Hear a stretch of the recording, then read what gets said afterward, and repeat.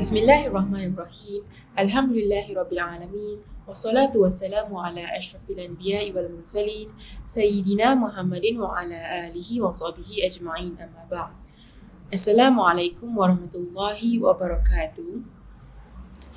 Alhamdulillah, we are blessed with another month of Ramadan, and we all know what is a central activity in the month of Ramadan, which is it is obligatory upon us to fast in this holy month. So I would like to just share with you a hadith narrated by Abi Hurairah radhiyallahu anhu. He narrated that Rasulullah sallallahu alaihi wasallam said, "Man shama Ramadana imanan wa ihtisaban, ghufira lahu ma taqaddama min dhanbihi.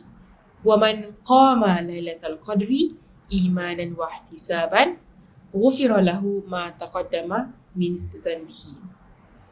Which means man sama. So number one, man sama Ramadan, who fasts in the month of Ramadan, imanan, in the state of having faith, wa, and ihtisaban, in the state of expecting a reward.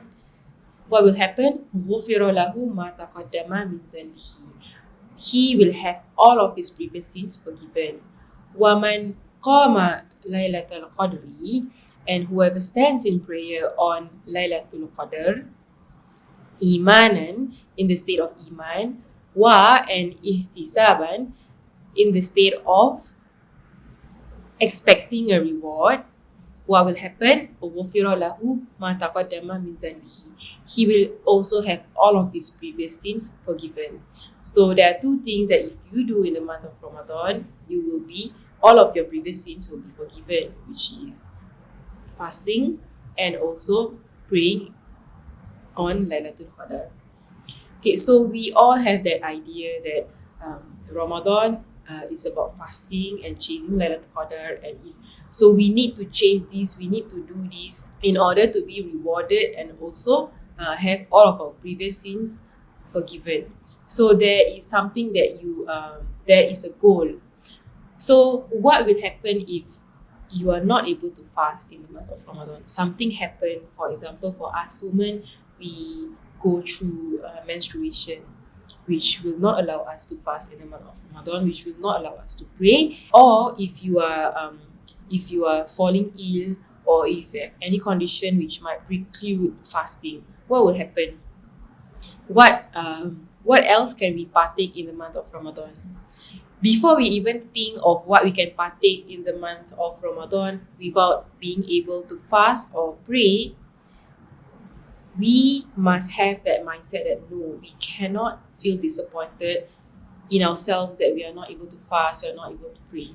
For example, I've seen some of my friends or my relatives who actually cry that because they are not able to fast in the month of Ramadan. They are not able to pray and chase Lailatul Qadr in the last 10 days. They are not able. It so happened that they went through menstruation in the last 10 days, so they are not able to partake in chasing the Lailatul Qadr. So I've seen people cry. Should we feel like that? Should we feel disappointed in ourselves that we are going through that? No. The answer is, of course, no. So please, as a reminder for myself and everybody, especially women, if you're going through menstruation, or as everybody, if you're going through any condition that might preclude fasting or even praying, please bear in mind that everything happens for a reason, and inshallah there is wisdom behind everything that happens to you. And the very idea of menstruation itself is also, menstruation is natural. It is, Allah has created menstruation a part of woman's nature. So the idea of having it is also natural. So we as women have to accept that we are going through it. So if that happens to you, it just so happens to you during the month of Ramadan or in the last 10 days of Ramadan, just take that as if Allah bestow that upon you, if that happens to you, if Allah planned that for you, by the idea of accepting it is also showing that you are serving Allah, showing that you are in the state of iman, because you are accepting that this is happening to you, and inshallah there is wisdom behind it. So what can we partake? So instead of like us dwelling on the fact that you are not able to fast or pray, what can we partake in the month of Ramadan? Number one is we can start off by having intention. Like whatever you do, make intention.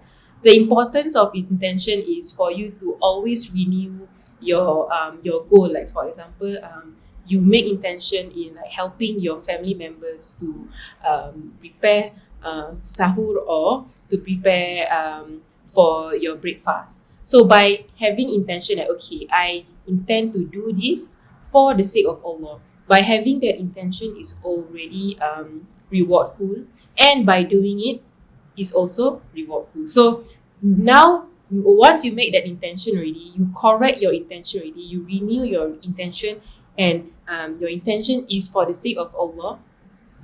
That means you will be rewarded, and you are doing it for the sake of Allah. And this is also partaking in the month of Ramadan. So number one is making intention. Followed by number two, you can do a lot of zikir, you can recite a lot of du'as, and even number three, you can learn more about Islam, like gain knowledge more about Islam. Take this opportunity, especially in this holy month where it's all about doing good. Take this opportunity to gain knowledge about Islam, to listen to more Quran recitations. So when your focus is no longer about fasting or praying, because you cannot do that, move your focus to something else, but still partaking in the month of Ramadan. Okay, so firstly, make intention, then followed by doing good deeds. And we all know there are so many good deeds that we can do, zikir and more. Okay, I hope that this video will actually give us a reminder that Ramadan is not just about fasting. Ramadan is not just about chasing Lailatul Qadar. There is more than that, and for people who cannot pray or cannot fast, look at the bright side that we can still partake in this holy month. I hope this video is beneficial for you, and inshallah may all of us